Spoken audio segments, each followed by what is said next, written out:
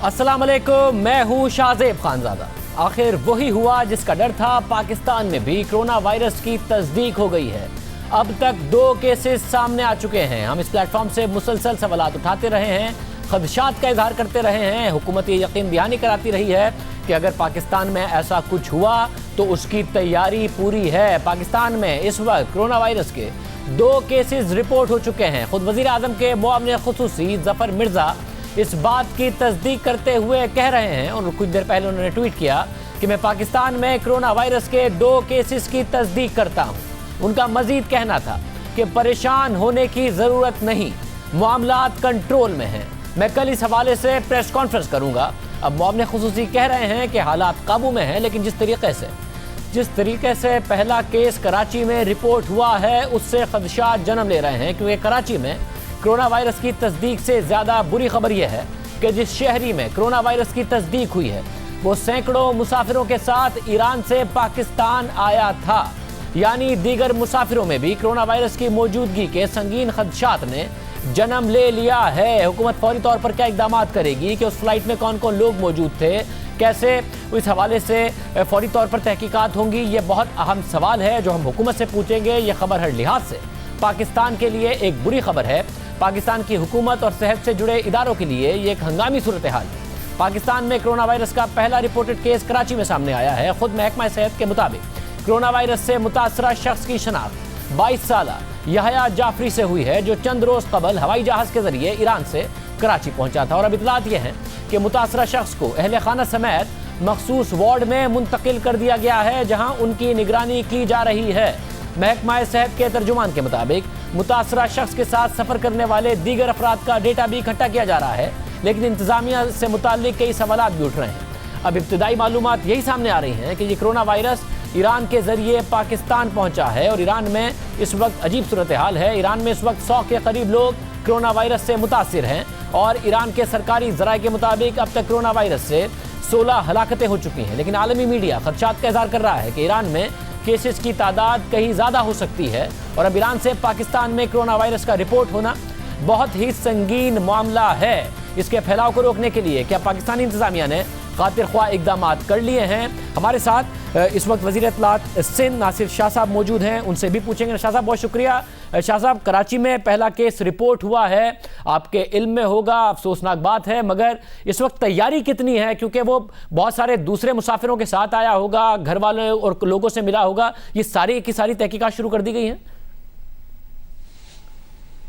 जी बिल्कुल, chief minister साहब ने अभी अहकाम दिए हैं कि जितने भी मुसाफिर उस दिन आए हैं यहाँ पे, क्योंकि इसको काफ़ी दिन हो चुके हैं जिस दिन ये फ़्लाइट आई थी, तो उनका पूरा रिकॉर्ड डेटा लिया जा रहा है। ज़ाहिर है वो वफाकी हुकूमत के पास है, तो हम लोग रब्ता करने की कोशिश कर रहे हैं कि उन सबको भी चेक किया जाए और स्क्रीनिंग की जाए, टेस्ट वगैरह किए जाएँ।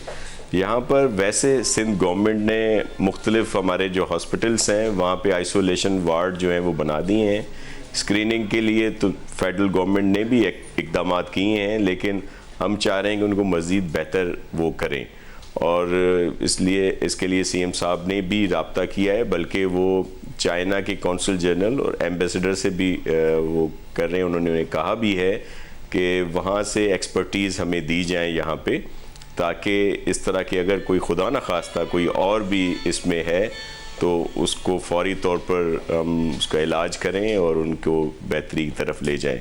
ये जो अभी जिसकी बात की जा रही है, इन्होंने आज ये गए थे आगा खान में टेस्ट करवाने, तो वहाँ पे इनका पॉजिटिव आया है जो इतलात हैं, और फिर उनको फौरी तौर पर आइसोलेशन में रखकर और जो भी इकदामात लेने हैं, प्रिकॉशंस लेने हैं, उस पर अमल किया जा रहा है। शाह साहब, ये फैलता बहुत तेज़ी से है। एक तो फ्लाइट में जिनके साथ आए थे, आपने कहा कि वफाकी हुकूमत से उसका डेटा मांगा गया है, मदद मांगी गई है, मगर फौरी तौर पर, क्योंकि ये मामला अर्जेंसी का है कि फौरी तौर पर देखा जाए ये कहाँ थे, क्योंकि जिनके साथ बैठे उन्हें लग सकता है, जिनके साथ खाया बात की, इतना लंबे अरसे से अगर पाकिस्तान आए हुए थे, अगर ये कुछ दिनों से पहले फ़्लाइट आई थी तो इतने अरसे में बहुत लोग इससे इन्फेक्ट हो सकते हैं। तो फौरी तौर पर कोशिश की गई कि सिर्फ फैमिली को अलग वार्ड में रखा गया है इनके साथ। जी आप सही कह रहे हैं शाहजेब साहब, इस पर मुकम्मल तौर पर कोशिश की जा रही है कि किन किन जगहों पे ये गए हैं, पूरा ये इस सिलसिले पे, और हर जगह हर तरह से कोशिश की जाएगी कि इनके घर वाले या दीगर जो इनसे मिले हैं इतने दिनों में उनको भी इस दायरा कार में लाया जाए और उनका भी चेकअप वगैरह कराया जाए। और इस वक्त वफाकी हुकूमत में किससे राब्ता हुआ है, वफाकी और सिंध हुकूमत, और ये जो वायरस डिटेक्ट हुआ इससे पहले क्या इस हवाले से राब्ते में थी और अब फौरी तौर पर राब्ता हुआ है? देखें, ये इशू सबकी अहमियत के लिए है, इंसानी जानों का है, तो इसमें पॉलिटिक्स हमें नहीं करनी कि हम ब्लेम गेम करें कि जी फेडरल गवर्नमेंट का ही इशू है और उनको एयरपोर्ट्स पर दीगर ममालिक से, क्योंकि सरहद का कंट्रोल भी उनके पास होता है बॉर्डर्स का, तो उन्होंने वहाँ पे क्यों प्रिकॉशंस नहीं लिए और बगैर स्क्रीनिंग टेस्ट के ये लोग बाहर कैसे आए, जब पहले भी कुछ इतलात थी कि इन जगहों पे ये वायरस फैल चुका है। लेकिन इस वक्त हम सब ने मिलकर काम करना है। जो फेडरल गवर्नमेंट के ज़िम्मे काम है वो करें, जो सिंध गवर्नमेंट के ज़िम्मे हम लोग करेंगे, ताकि इस वबा पर, इस आफत पर मिलकर काबू पाया जा सके। अच्छा, मगर सिंध के लोगों को, सिंध में कराची के लोगों को ये इत्मीनान कैसे हो, क्योंकि ज़ाहिर तरक्की याफ्ता ममालिक तक में फौरी तौर पर इक़दाम हुए, स्कूल कॉलेजेस बंद होने से लेके लोगों में मास्क की फराहमी को यकीनी बनाने तक, आइसोलेशन वार्ड्स बनाने तक, मास्क हैं अवेलेबल के लोगों को अवेलेबल हों अगर अब उन्हें पता है कि उन्हें एहतियात करनी है। आइसोलेशन वार्ड्स कितने हैं इस वक्त कराची में, इसके अलावा सिंध के दूसरे शहरों में? जी, इस वक्त कराची में 3 जगहों पर ये आइसोलेशन वार्ड हैं, एक सिविल हॉस्पिटल में, एक जिना हॉस्पिटल में और एक आगा खान हॉस्पिटल में। दीगर जगहों पर भी चीफ मिनिस्टर साहब ने कहा है हेल्थ डिपार्टमेंट को, और हमारी जो मिनिस्टर हैं अजरा पेचुओ साहिबा, उन्होंने भी ये अहकामात दिए हैं। और फिर इसी तरह सूबे के दीगर इलाकों में भी हम लोग इस तरह के वार्ड जो हैं वो बना रहे हैं। वैसे पहले भी एक मरीज़ का पता चला था जो सस्पेक्ट था, तो उसको जिम्स में जो हमारा गम्बर्ड का हॉस्पिटल है वहाँ पे रखा गया था, लेकिन फिर तशखीस हुई कि वो उसको ये मर्ज़ जो है लाक नहीं था। तो इस वजह से हर जगह पर हम इक़दामात ले रहे हैं, लेकिन इशू ये है कि ये बाहर से जैसे लोग आते हैं तो एयरपोर्ट्स पर, बॉर्डर्स पर उनकी मुकम्मल तौर पर स्क्रीनिंग होनी चाहिए। यहाँ पे हम हिफ्ज़ मा तकद्दुम के तौर पर चीफ मिनिस्टर साहब ने PDMA वालों को भी अलर्ट कर दिया है, और जिस तरह आप कह रहे हैं कि मास्क और दीगर चीज़ें तो कुछ उनको पहुँचाई भी गई हैं। जैसे कुछ अर्सा पहले भी एक इशू यहाँ पे जो हुआ था, आपसे बात भी हुई, तो उसके लिहाज से हम लोग अपने तौर पर काफ़ी इक़दामात कर रहे हैं। साहब बहुत शुक्रिया। नासिर शाह साहब हमारे साथ मौजूद थे, वो कह रहे हैं कि इक़दामात इस हवाले से किए जा रहे हैं। हमारे साथ ही जियो न्यूज़ के नुमाइंदे खबर खान मौजूद हैं। खबर, इस हवाले से आपके पास मज़ीद क्या इत्तलात हैं? जी शाहजेब, बिल्कुल, ये जो सैयद मोहम्मद याया जाफरी हैं, ये जो है 6 तारीख को अपने 2 दोस्तों के हमरा जो है 28 लोगों के ग्रुप के साथ ईरान रवाना हुए हैं। इमाम खोमैनी इंटरनेशनल एयरपोर्ट पर पहुंचे थे। 28 लोगों का ये ग्रुप था जो कि जो निजी ट्रैवल एजेंसी के जरिए वहां पहुंचा है। जब तक उनकी सेहत ठीक थी, 18 तारीख को इन्होंने जो है वहां पर मकामी किसी हेल्थ सेंटर से हजामा कराया था, और उसके बाद जो है इनको हेडेक, फीवर और जो सिम्टम्स हैं वो सामने आए हैं। जो रिपोर्ट अभी तहकीकात हुई है, 18 तारीख से इनके ये सिम्टम्स हुए हैं। उसके बाद 20 तारीख को ये कराची पहुंचे हैं।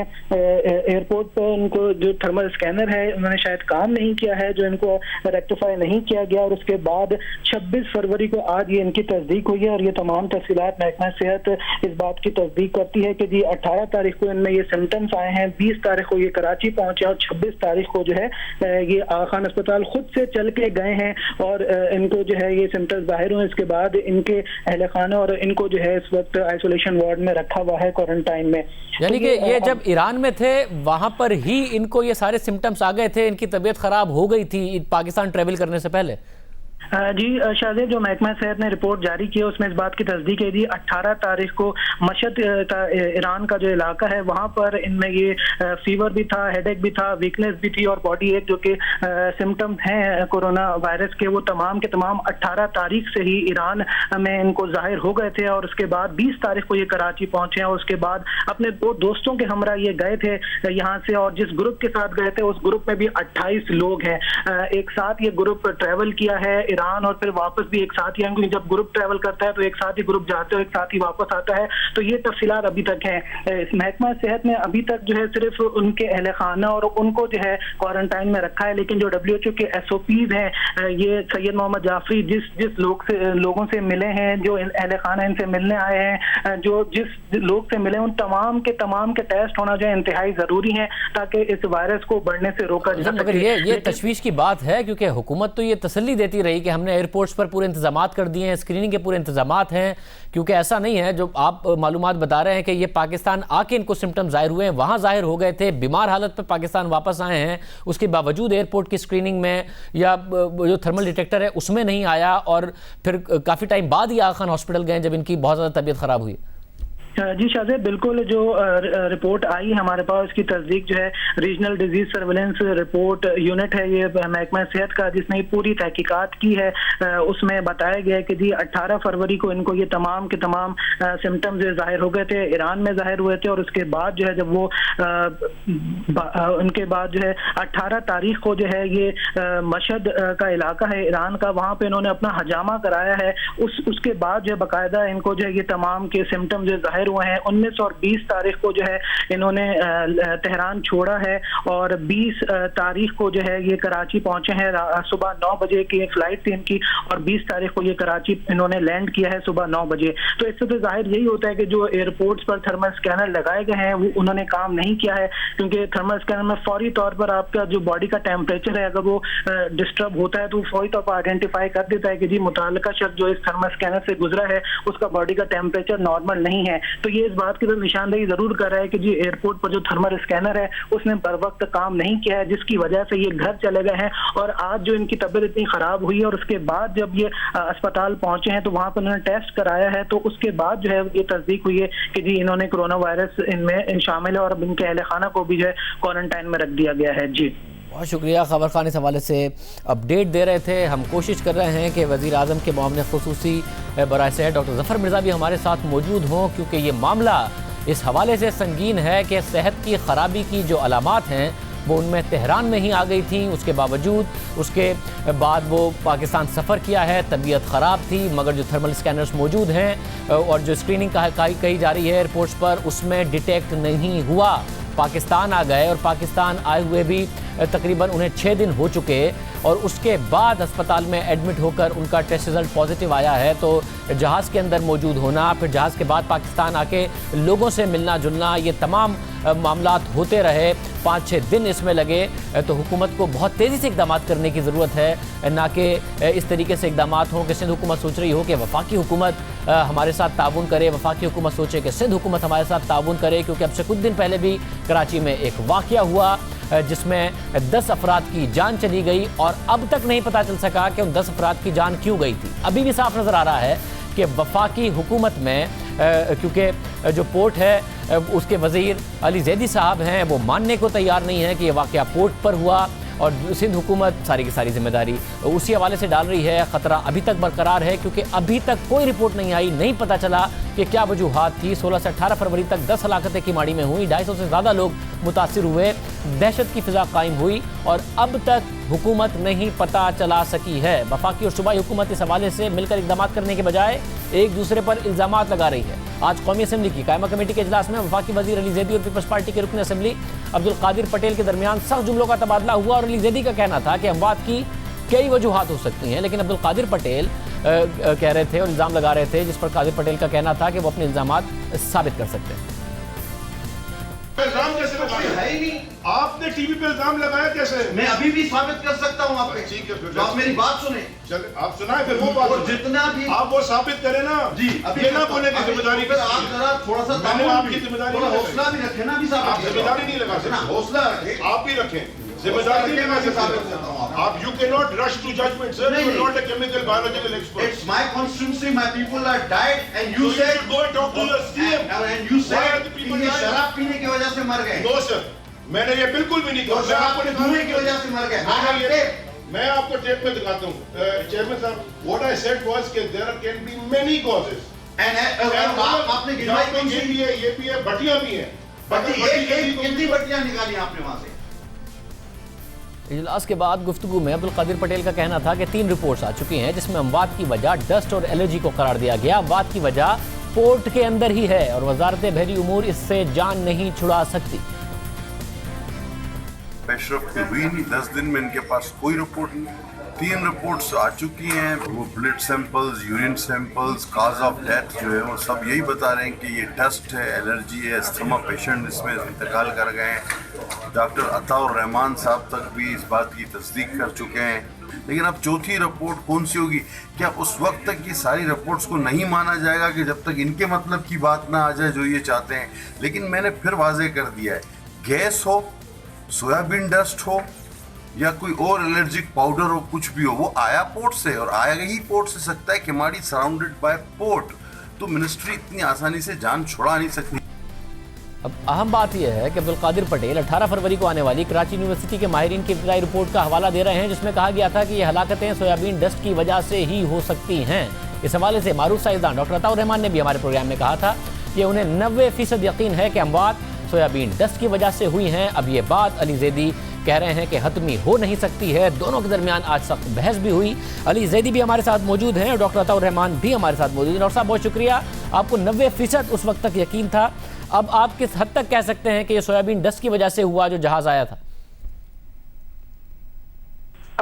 जब तक कि वहां पे जो लैंडफिल साइट्स हैं, 2 लैंडफिल साइट्स हैं इन इलाके में जहां लोगों का ये अफेक्ट हुए हैं, उनके जो उन इलाकों को जब तक एनालाइज नहीं कर लिया जाए और वहां देख नहीं लिया जाए कि वहां से कोई लीकेज तो नहीं है, जब तक इसके बारे में 100% यकीन से नहीं कह सकते। लेकिन इस तरह के इंसिडेंट्स दुनिया में कई ममालिक में हुए हैं। स्पेन में इस तरह की अमवात हुई हैं, 20 लोग इसी वजह से सोयाबीन डस्ट की वजह से इंतकाल हो गया था उनका और कोई 1000 लोग हॉस्पिटलाइज हो गए थे। फ्रांस में भी ये हो चुका है, इटली में हो चुका है, अमेरिका में न्यू ऑर्लियंस में हो चुका है। तो ये वेल स्टैब्लिश्ड है कि सोयाबीन की डस्ट जो है वो एलर्जी कॉज करती है और सीवियर एलर्जिक रिएक्शंस होती हैं जिससे और जब ये खून और इनका जो पेशाब था एनालाइज किया गया तो उससे ये वाजे हो गया था इन पेशेंट्स का कि इनका इम्यूनोग्लोबुलिन लेवल जो है, IgG लेवल जो है वो बहुत बड़ा हुआ था। और ये एनालिसिस यहाँ पे कराची यूनिवर्सिटी में जो international centre for chemical and biological sciences में की गई थी और ये क्लियर इंडिकेशन था कि ये पेशेंट्स में ये सिवियर एलर्जिक रिएक्शंस हुई हैं और इन्हीं रिएक्शंस की वजह से, जैसे आप देखते हैं इस्लामाबाद में एलर्जिक रिएक्शंस मार्च और अप्रैल में पॉलन से होती हैं और सब लोग अफेक्ट नहीं होते, सिर्फ वही जो एलर्जिक होते हैं वो अफेक्ट होते हैं। तो सेलेक्टिवली ये अटैक करते हैं जो जो एलर्जेंस कहलाते हैं। ये हमने डॉक्टर सीमी जमाली साहिबा जो हैं जिना हॉस्पिटल की, उनसे उस दिन बात की थी तो उन्होंने कहा था कि सारे के सारे ऐसे पेशेंट्स नहीं थे जिनको अस्थमा की कोई हिस्ट्री हो। तो एक तो दमे के सारे मरीज नहीं थे। इसके अलावा अली जैदी साहब का ये दावा है कि भाई जो जहाज़ का हमला था उसको कुछ क्यों नहीं हुआ, जिन लोगों ने वहाँ पर जो KPT का स्टाफ था उसको कुछ क्यों नहीं हुआ, मैं खुद घूमा मुझे कुछ क्यों नहीं हुआ, अगर ये जहाज़ से ही होना था। इसका दमे के मर्ज से कोई डायरेक्ट ताल्लुक नहीं है, बल्कि जो लोग एलर्जिक होते हैं इन खास एलर्जन से जो कि सोयाबीन डस्ट में पाए जाते हैं, उनका चांस ज्यादा होता है। अगर दमा हो और एलर्जिक भी हो तो फिर उसका बहुत ज्यादा इफेक्ट होता है। लेकिन अगर दमा है और एलर्जिक ही नहीं है तो आपको कोई उसका दिखाई नहीं देगा। सबसे पहले तो ये बात है। दूसरी बात कि जो लोग वहाँ काम कर रहे थे वो ज्यादातर जो है वो लोग जो काम कर रहे थे दे वर हेल्दी इंडिविजुअल्स और वो एलर्जिक नहीं होंगे। बहुत स्मॉल पॉपुलेशन है जो एलर्जिक होती है इन चीजों से। तो इस वजह से वहां पे नहीं हुआ। जहां जहां हवा फैली और वहां और जहां जहां ये डस्ट पार्टिकल्स फैले और उसके साथ ये एलर्जी कंपाउंड्स फैले वो अफेक्ट हुए और उन पर इम्पैक्ट हुआ। और यही हुआ है इटली में, यही हुआ है स्पेन में, यही हुआ है फ्रांस में और अमेरिका में कि वहां पे जो लोग जहां पे अनलोडिंग हो रही होती है वो लोग इतना उन पे असर नहीं पड़ता, बल्कि जहां ये जाते हैं और जो लोग एलर्जिक होते हैं इन कंपाउंड से उन पर इसका इम्पैक्ट होता है। तो इस वजह से एक खास तरीका अब बैनुल अक़वामी तौर पे इंट्रोड्यूस हुआ है पिछले 30-40 साल से कि खास साइलोज में फिल्टर्स लगाए जाते हैं जब ये सोयाबीन को निकाला जा रहा होता है ताकि उसकी डस्ट इधर उधर ना फैले, बल्कि एक एनक्लोज तरीके से वो अनलोडिंग हो। तो जो इंटरनेशनल प्रोटोकॉल्स हैं इसकी अनलोडिंग के वो फॉलो करने चाहिए। पहले ज्यादातर ये जो कंटेनर्स आए हैं और शिप्स आई हैं ये पोर्ट कासिम पे अनलोड होते थे, ये किमाड़ी पे आमतौर पे अनलोड नहीं किए जाते थे। इस दफा यहाँ पे अनलोड हुए हैं तो हवा का डायरेक्शन ऐसा था कि वो फिर कुछ पॉपुलेशन पे इम्पैक्ट पड़ा है। तो इट्स रीजनेबली सर्टेन, लेकिन जो एक स्मॉल लेवल ऑफ अनसर्टेनिटी है वो यही है कि वहाँ 2 लैंडफिल साइट्स हैं और अगर वहाँ से कोई टॉक्सिक वेस्ट कुछ और गैसेस रिलीज हो रही हो तो चाहिए ये कि उस इलाके को जो है सही तरीके से वहाँ की एनालिसिस की जाए ताकि ये 100% सर्टेनिटी से हो जाए। लेकिन इट इज रीजनेबली सर्टन कि ये वजह यही हुई है कि ये सोयाबीन डस्ट में जो एलर्जिक कंपाउंड्स हैं उसकी अमवात जो हुई हैं वो वही उसी तरह हुई हैं जैसे दुनिया के दूसरे ममालिक। रहमान साहब हमारे साथ मौजूद थे, वो कह रहे हैं कि बहुत ज़्यादा इम्कान यही है कि ये इस वजह से हुआ, कुछ इम्कान ये भी हो सकता है कि लैंडफिल की वजह से हो, मगर ऐसा लग रहा है कि सिंध हुकूमत और वफाकी हुकूमत एक दफ़ा फिर एक दूसरे पर जिम्मेदारी डाल रही हैं, जिसकी वजह से खदशा पैदा हो रहा है कि अब कोरोना वायरस कराची में डिटेक्ट हुआ है तो सिंध हुकूमत और वफाकी हुकूमत मिलकर काम कर भी पाएंगी। अवाम को ये एतमाद कैसे हो, क्योंकि जो सोया डस्ट का मामला था उसमें 10 अफराद की जान चली गई, फिर अवाम में सुकून आया, जहाज़ चला गया कि शायद ऐसा दोबारा नहीं होगा, मगर आज अली जैदी और कादिर पटेल फिर इस बात पर उलझ पड़े जिसकी वजह से अब ये तासुर भर रहा है कि किसी और वजह से था। तो कोई और वजह है क्या कि शहरी इस हवाले से परेशान ना हो? अली जैदी साहब हमारे साथ मौजूद हैं। अली साहब बहुत शुक्रिया। अभी भी डॉक्टर अताउर रहमान साहब कह रहे हैं कि रीजनेबली श्योर हैं वो इस बात के लिए कि इसी वजह से हुआ, ये सोया डस्ट की वजह से ही मामला हुआ। आप क्यों समझते हैं कि ऐसा नहीं है? Shahzeb thank you very much. मैं पहले से ही बता दूं कि मैंने इस इशू को क्योंकि ये बड़ा अफसोस है कि 10 लोग इंतकाल कर गए हैं और अभी तक हम सारे लगे हुए हैं टू फिगर आउट सोर्स क्या थी, किस वजह से वो गैस कहाँ से आई थी। मैं सिर्फ ये बताना चाहता हूँ कि मैं इसलिए क्लियर मौक़िफ़ इसके ऊपर नहीं, मैं मीडिया पे भी नहीं था, क्योंकि जब तक ये मैं ये पैनिक नहीं क्रिएट करना चाहता और स्पेकुलेशन नहीं क्रिएट करना चाहता। लेकिन मैं जो बात कर रहा हूँ एक सर्कमस्टेंशियल एविडेंस एक चीज़ होती है और वो सर्कमस्टेंशियल एविडेंस जब इतना स्ट्रांग हो तो फिर वो आपको थॉट प्रोसेस में डाल देता है। ये आज का अखबार है, आज मैं पहली दफ़ा इतने कागज़ लेके शो में आया हूँ। ये आज का अखबार है पाकिस्तान ऑब्जर्वर, इसमें अताउर रहमान साहब का स्टेटमेंट है। उन्होंने उसमें लिखा हुआ है certain element of uncertainty remains as there are 2 landfill sites near the place where the asthma epidemics occurred. They need to be checked before reaching the final conclusion about this unfortunate incident. मैं सिर्फ ये चाह रहा हूँ कि खुदा ना खास्ता अल्लाह ना करे कि ये ऐसी कोई चीज़ और हो, ये ना हो कि हम सारा का सारा रश टू जजमेंट इसे कहते हैं उधर चले जाएं और अगर फिर कोई हो गया चीज़ तो फिर एक और प्रॉब्लम। ये वाली आपकी बात बिल्कुल दुरुस्त है कि जजमेंट ना पास करें, फिर हो गया तो फिर बहुत ज़्यादा बड़ा मसला हो जाएगा। मगर आपकी बातों से शुरू से तासुर ये उभर रहा है कि आप अपनी मिनिस्ट्री के मातहत जो इदारे हैं उनसे जिम्मेदारी हटाने के लिए अपनी मिनिस्ट्री की खामी नहीं देख रहे हैं। जहाज़ में भाई सही तरीके से सेफ्टी मेजर्स लिए थे, उसको शिफ्ट करने के लिए नहीं लिए गए थे। आपकी इदारे पर ब्लेम ना आ जाए, आपके मातहत इदारे पर, इस वजह से आप पहले दिन आप पहुंच भी गए वहां बगैर तहकीक के कि आप इसलिए ये कर रहे हैं।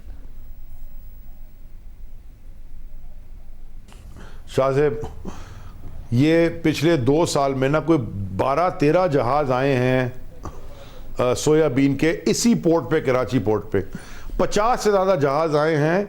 2 मिलियन टन से ऊपर इंपोर्ट करता है पाकिस्तान। 50 से ज़्यादा जहाज़ आए हैं पोर्ट कासिम पे। ये जो जहाज़ था, इस जहाज़ में जो 30 आदमी का क्रू था 30+ का, जो 35 दिन सेल करके अमेरिका से आया, वो सब ठीक है। जो 600 आदमी वक्तन लेबर जो वहीं केमाड़ी में रहती है, डॉक लेबर जो काम करती है, उसमें से किसी को कुछ नहीं होता। 7 बजे ये जहाज गैंग, इसे कहते हैं गैंग्स होती हैं जो क्रू की जाती हैं, लेबर की, जो 7 बजे गैंग जाती है, 7:30 बजे ऑफ लोडिंग शुरू होती है। 7:36 पे पहला पेशेंट चला जाता है। 6 मिनट में ये कौन सी मिसाइल गाइडेड पता नहीं सोयाबीन की गैस थी, डस्ट थी कि वहां पहुंच जाए, नंबर 1। दूसरी, अगले दिन जो हुआ वो हुआ कस्टम हाउस के बेसमेंट में।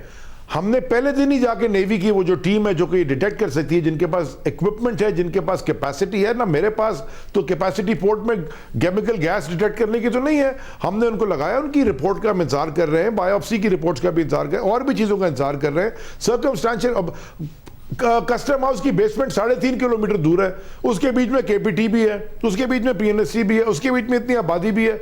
कस्टम हाउस की बेसमेंट में क्यों आके बू आना शुरू हो गई? बू आना शुरू हो गई, स्मेल आना शुरू हो गई। मैं फिर खुद वहां गया, वहां भी नेवी की टीम नीचे से आई जो वो चेक कर रही है। बू आ रही थी, थोड़ी आंखें भी चल रही थी, जबकि एयर डाइल्यूट हो चुकी थी। SEPA, Sindh environmental protection agency, जिसकी ये रिपोर्ट है जेल से जिन्होंने करवाई है, GEL से, उसमें जब उन्होंने हमें यह बताया कि H2S, जैसे हाइड्रोजन सल्फाइड कहते हैं, जिसका कंटेंट 0 ppb 0 होना चाहिए, जो कि 661 था ज़ियाउद्दीन हॉस्पिटल के पीछे के करीब। तो हमने फिर इसके ऊपर रिसर्च शुरू की और अता साहब की भी जो रिपोर्ट है वो सामने पड़ी थी। उन्होंने लेटर लेके पहली दफा पोजीशन ली, बड़ी इंटरेस्टिंग थी। उसमें लिखा है we think that this may be due to overexposure of soybean dust, कि हम ये सोच रहे हैं कि शायद ये अखबार है, ये अखबार की मैं प्रिंट लाया हूं, ये न्यूयॉर्क टाइम्स है, ये न्यूयॉर्क टाइम्स है 2007 जनवरी 9, इसमें लिखा है रॉटन smell raises alarms and questions. ये नीचे मेयर साहब ने अपनी प्रेस कॉन्फ्रेंस में कहा कि न्यूयॉर्क के मेयर ने कि वहां पे भी ये हुआ था, जब आप लैंडफिल करते हैं उसमें भी रॉटन एग की स्मेल का लिखा हुआ है। H2S भी रॉटन एग की तरह स्मेल करती है। इशू ये है शाहजेब कि अगर आप आज जाके चेक करें ना कि माड़ी के लोगों में डस्ट की वजह से वहां इतने साल कोयला उतरता रहा है, इतनी चीजें और होती नहीं है कि वहां पे एजमा के पेशेंट्स, हमारा जो KPT का हॉस्पिटल है उधर, वहां एजमा के पेशेंट ज्यादा आते हैं। और मैं खुद एजमा का, Ali Zaidi myself, I am saying, मैं एजमा का खुद पेशेंट हूं, मैं खुद पंप लेके चल रहा होता हूं। मैं उस जहाज पे 3 बजे खड़ा हुआ रात को जाके आधे पौने घंटे के लिए, हार्बर से भी देखा। मगर नहीं अली जी साहब, आपने जो 2 कंसर्न्स उठाए हैं उसमें मसला ये हो रहा है कि जो रिपोर्ट है वो इस डॉक्टर अता साहब से हमने पूछा तो उन्होंने कहा कि ये तमाम मरीजों को नहीं होता, जो आप बार बार कह रहे हैं कि वहाँ पे लोगों को क्यों नहीं हुआ, मुझे क्यों नहीं हुआ। तो उन्होंने कहा कि लाजमी नहीं है कि तमाम दबे के जो मर्ज हैं उन्हें हो जाए, मरीज़ हैं उन्हें हो जाए, जिन्हें एलर्जी होती है उन्हें ही हो सकता है। दूसरा, बदबू की बात कर रहे हैं, तो अगर उस दिन कहीं और से भी बदबू आ रही थी तो डॉक्टर सिमी जमाली साहिबा जो जिना अस्पताल से हैं, हमने उनसे पूछा तो उन्होंने बताया जितने भी मरीज आए थे उन्होंने कहा कि उन्हें बदबू नहीं आई थी, जो कि बहुत बड़ा सबूत है कि इससे बदबू नहीं आती है सोया डस्ट से। तो जो एनालिसिस बाकायदा तौर पर सामने आ रहे हैं कि एलर्जिक रिएक्शन था, डॉक्टर अता साहब कह रहे हैं, बदबू नहीं थी, सीमी जमाली साहिबा कह रही हैं, तो वो रिपोर्ट ज्यादा इस बात की निशानदेही कर रही है कि वो सोया डस्ट की वजह से हुआ था। सर, मैं जिस वक्त टीवी पे, आप आर्काइव्स में तो आजकल जबरदस्त सब कुछ इलेक्ट्रॉनिक डिजिटल सेव पड़ा हुआ है ना, आप सारे चैनल्स का, इंक्लूडिंग आपका चैनल डॉन, जिसका दफ्तर वेस्ट वॉर्फ में है, डॉन ने मुझे फोन करके कहा कि सर हमारे पास बदबू आ रही है, आंखें जल रही हैं, हम पंजन, बड़ी गंदी सी स्मेल है, लोगों के पेट में दर्द हुआ, फिर लोगों ने उल्टी की, फिर लोगों की आंखें चली।